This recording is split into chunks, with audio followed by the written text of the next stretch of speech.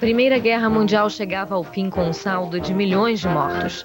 Essa guerra industrial permitiu que a economia e a ciência dessem um passo gigantesco adiante. Uma nova era estava começando. Movimentos e modismos nasciam, e seu ponto em comum era a liberdade de expressão e o desejo de romper com a arte tradicional. Os surrealistas, a Bauhaus, Jazz, Picasso, Modigliani, Man Ray e Isadora Duncan. As inovações da Art Deco, o penteado de Louis Brooks, a moda de Poiret e a criação do Chanel número 5. De Méliès aos expressionistas alemães, a Europa era a meca da arte cinematográfica.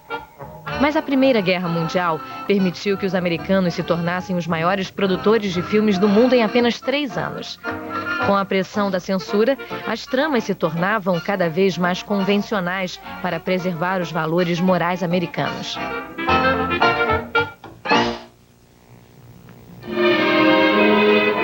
Foi nessa época que um produtor decidiu criar um novo tipo de cinema que divertisse o público e tornasse a vida mais suportável. O cinema burlesco deve sua existência a Mack Sennett. E ele abriu suas portas para o homem que viria a se tornar um dos maiores atores da história do cinema, Charlie Chaplin.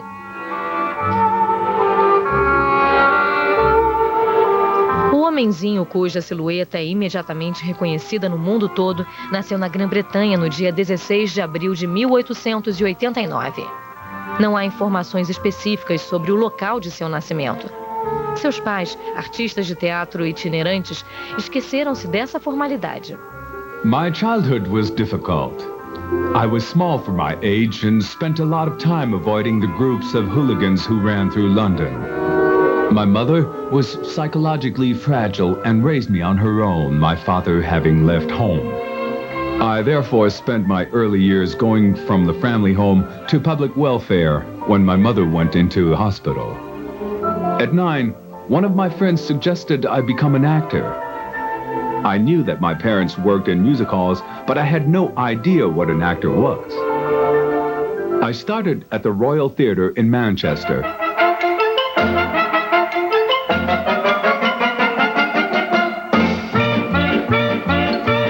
I was not an overnight success, but I could see that the audience liked me. If there is one thing that I learned quickly, it was the value of hard work.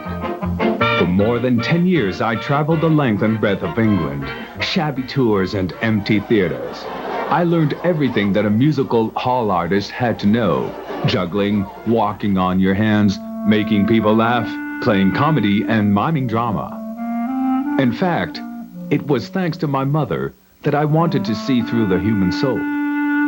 She was one of the best pantomime artists that I ever saw. She sat at the window for hours to watch people and illustrate what she saw with her eyes and her facial expressions. Then she gave me a flood of comments. It was by listening to her and watching her that I learned not only to express emotions with my face and my body, but also to observe and study people.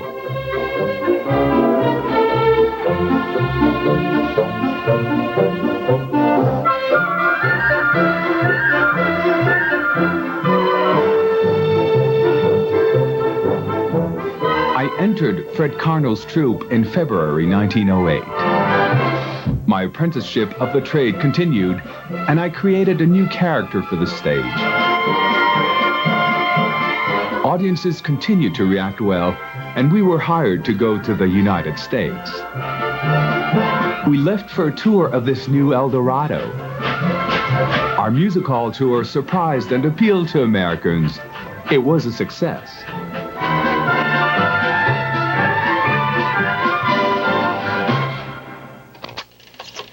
Foi então que 2 destinos se cruzaram. Chaplin foi chamado à agência Castle & Baum, em Nova York, para discutir uma oferta de trabalho em uma nova diversão, o cinema, com um dos maiores diretores da época, Mack Sennett. I was born Michael Sennett in 1880 on a farm in the Richmond region of Quebec. Of Irish origin and a practicing Catholic, I started off as a singer, and my lovely baritone voice incited me to become a singer, to my father's great displeasure. I was 17 when we emigrated to the United States, and after various odd jobs, I attained an appointment with David Belasco, the man that you had to know if you wanted to become an actor. The interview quickly ended, and Belasco suggested I look for a job in burlesque entertainment. This genre, which dated from the second half of the 19th century, was a hodgepodge of everything, where singing numbers were mixed with choirs, exhibitions, and crazies, as we said at the time. I then took the name of Mack Sennett, and my true debut was on the stage. I had to admit that it didn't go very well. I had just about enough work to survive.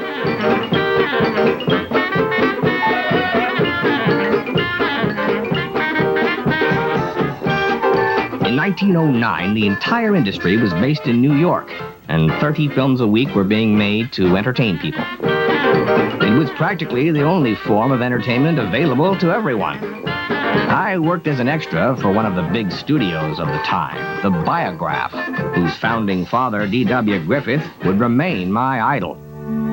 Alongside Griffith, I learned the actor's trade, and during my daily walks with the master, as I called him, I also learned the importance of technique and the production of a film. In Griffith's team at the Biograph, there was also an actress called Mabel Normand. She was so beautiful and such fun that I fell in love with her. Everything seemed to be going so well for me. I was working as an actor in one of the biggest studios of the time. I had a girlfriend. I was starting to write scenarios. In 1910, I directed my first film. It was the beginning of an uninterrupted chain of films. Throughout my life, I was to direct and produce more than 4,000. What a destiny. Everything started like this. I liked poker, and I had a gambling debt with a bookmaker who ended up getting tired of waiting. One day, he turned up with some muscle to get his money back. Before he smashed me up, I offered him the possibility of becoming my associate on the production of a new short film, a burlesque comedy which should make a lot of money. Demand was high, and after hearing the story, the bookmaker decided to give me a chance. He got lucky. At the time, we didn't always ask for police authorization to shoot in the streets of Los Angeles. The trick consisted in placing lookouts on each corner so as to warn the team. As soon as a peaked cap was seen, everyone hid or rushed into their cars. The policemen ran behind them and tried to stop them. I kept the cameras running so as to get the shots of the out-of-breath policemen falling over right in front of us. I noticed that the audiences laughed loudest at these moments. As soon as authority was made out to be funny, the weak take their revenge.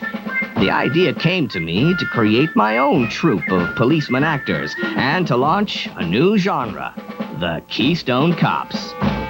The Los Angeles police force took it very well, even if it was still as difficult to get permission to do external shots. As I liked women a lot, I launched the fashion of sexy bathing suits with my Bathing Beauties, which had several girls who were to become stars come out of it.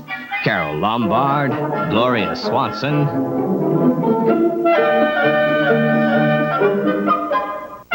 Well, one day, after my visit to the baker, my cake fell on the ground. And when picking it up, I got the idea to throw the cream tart, which very soon became my signature.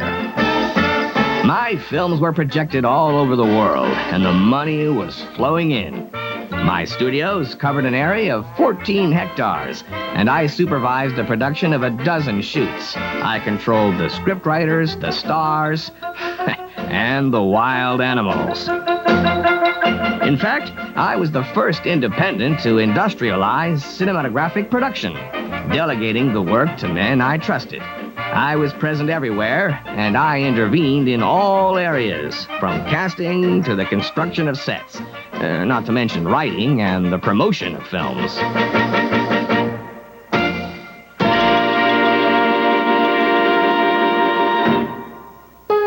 I have always had a gift for seeing an actor's potential. I am the one who discovered Ben Turpin, whose famous squint was insured for $1 million. Harry Langdon, who, under Capra, invented his somewhat childish character loved so much by the girls. There were also Bing Crosby and Ernest B. Shostak, the future director of King Kong. But my most famous discovery was probably a little man named Charlie Chaplin. Foi só em 1973 que o mundo soube, graças a T. Kim Peters, que Harry Hatkin, o principal acionista da companhia de Mack Sennett, descobriu Charlie Chaplin em uma apresentação chamada Uma Noite em um Teatro Inglês, no Pantage Theatre, em Los Angeles. Ele imediatamente enviou um telegrama ao Reeves, o empresário de Chaplin. Existe um homem chamado Chaplin ou algo assim na sua companhia? Se existir, entre em contato, por favor, com Castle & Bow, em Nova York. Na época, Charlie Chaplin ganhava $25 por semana. Perguntaram se ele queria ganhar 125. O contrato foi assinado em dezembro de 1913 e Chaplin começou a trabalhar imediatamente. Trouble started straight away. My music hall costumes didn't fit. I was funny on the theater stage, but not on the screen. I had the luck to meet Mabel Normand, Mack Sennett's protégé.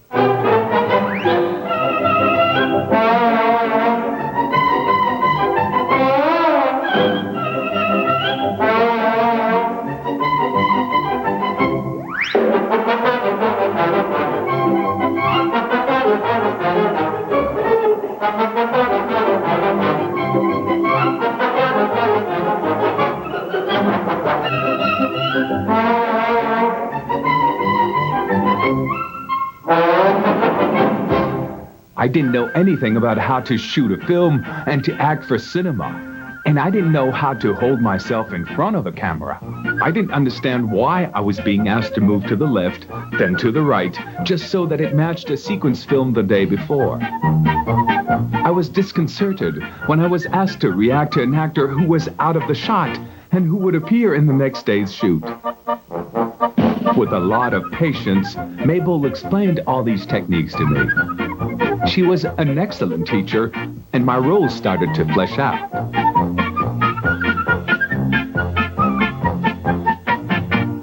I didn't come up with my tramp character overnight.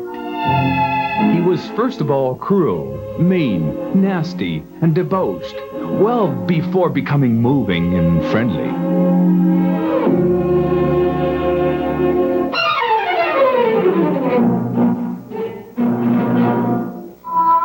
Naquele tempo, Mack Sennett e seu grupo trabalhavam quase que exclusivamente com improvisações. Às vezes não havia ensaio algum, pois o tempo para filmagens era muito curto. A trupe Keystone fazia uma média semanal de 2 ou 3 filmes, cada um deles com 1 ou 2 rolos. Cada rolo de filme tinha entre 7 e 8 minutos.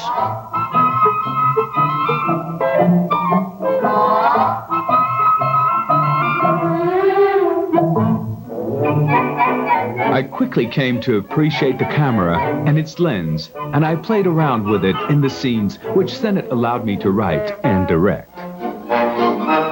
An intimacy started to be created between me and the tool, which was to become the camera. A series of one-reel films followed where the tramp characters started to take shape. The tight-fitting jacket, the wide trousers, the big shoes, the small bowler hat, askew on the tousled hair, the dandy's cane, and above all, the mustache. My double then adopted his famous duck walk and twirled his cane.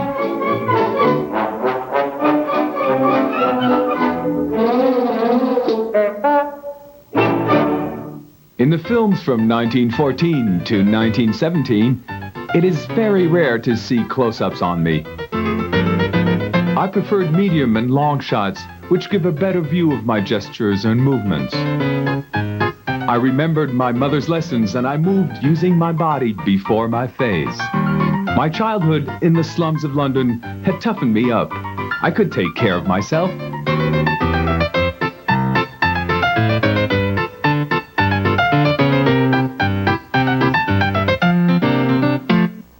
O público gostou dos primeiros filmes feitos por Chaplin e Mack Sennett, ciente de seu valor artístico e comercial, passou a intervir diretamente na produção. I felt at ease under Sennett's direction because everything happened spontaneously on the set. As nobody was categorical or sure of himself, not even the director, I concluded that I knew as much as the next man. That gave me confidence. I started to make suggestions which Sennett was happy to accept. In that way, I got the idea that I had a creative talent, that I could write my own scenarios.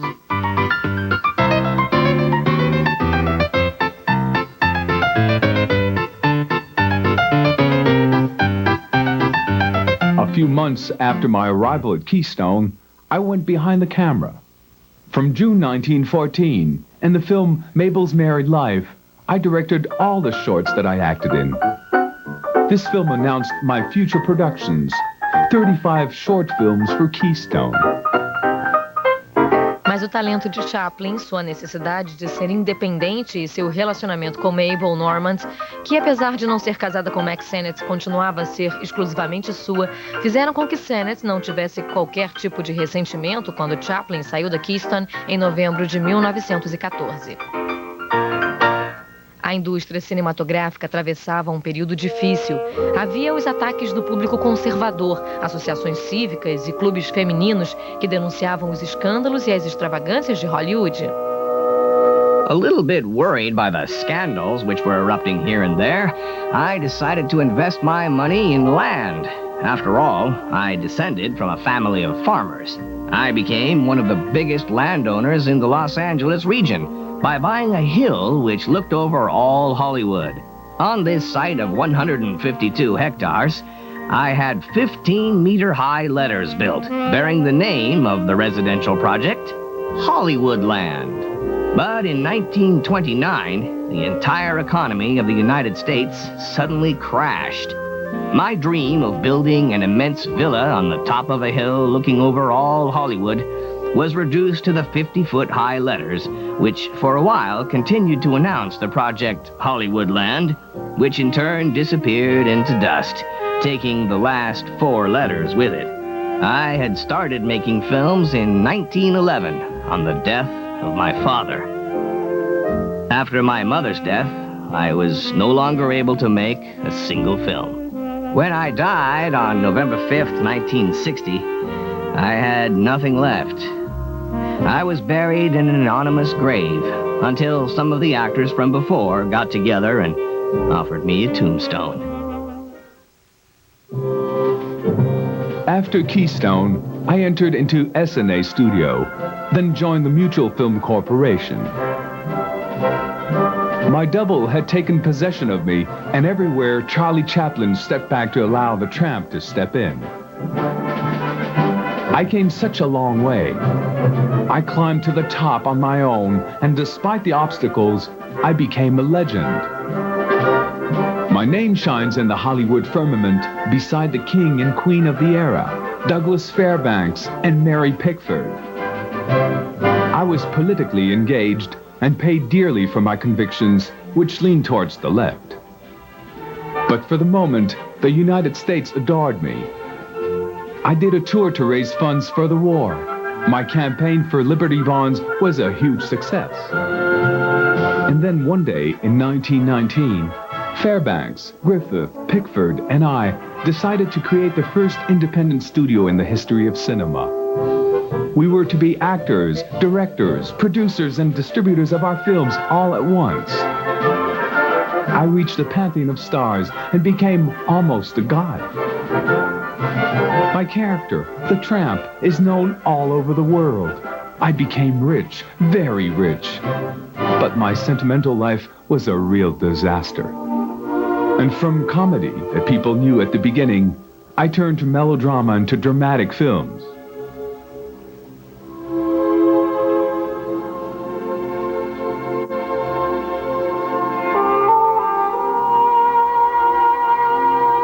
The Kid, Limelight, Monsieur Verdoux, and The Great Dictator were no longer funny films.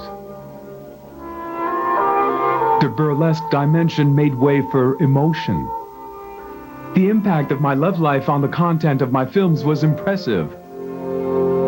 A first forced marriage with a young 16-year-old actress, Mildred Harris, of whom I had a stillborn baby, was followed by a divorce which cost me a fortune. Then there was the encounter with Lilita McMurray, whose story and name inspired Nabokov. After a second marriage, I became the father of 2 boys. Then there was another divorce which cost me more than $1 million in a sumptuous mansion. From one story to the next, I have only one mistress, the cinema. It is perhaps the reason why I have always been more attracted by young girls than by women. The commitment isn't the same.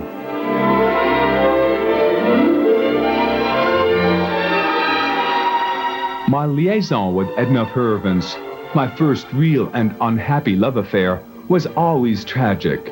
And I would finally find rest in the arms of Eugene O'Neill's daughter, Una O'Neill, with whom I had 8 children.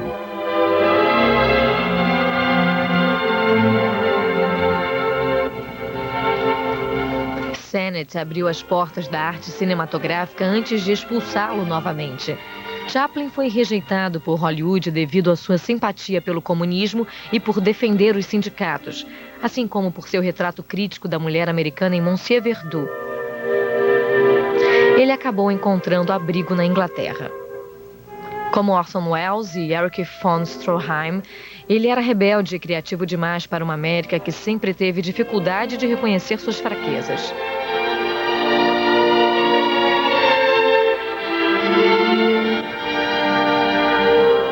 Falando desse pequeno homem que fez todo o planeta rir e que teve um destino tão extraordinário, alguém disse: Chaplin exige demais da vida. Se ele conseguisse ser como seu personagem, o vagabundo, ele seria mais feliz. Um pouco de ternura nesse distanciamento frio, algo que pudesse ajudá-lo a ver o mundo como ele é e não através de seu próprio temperamento. Ele tem uma percepção intelectual do mundo, mas os raios de tolerância não o aquecem e, consequentemente, a sua percepção se torna estéril. Porém, sendo generoso, frio ou caprichoso, ele tem todo o meu afeto como pessoa e toda a minha admiração como artista.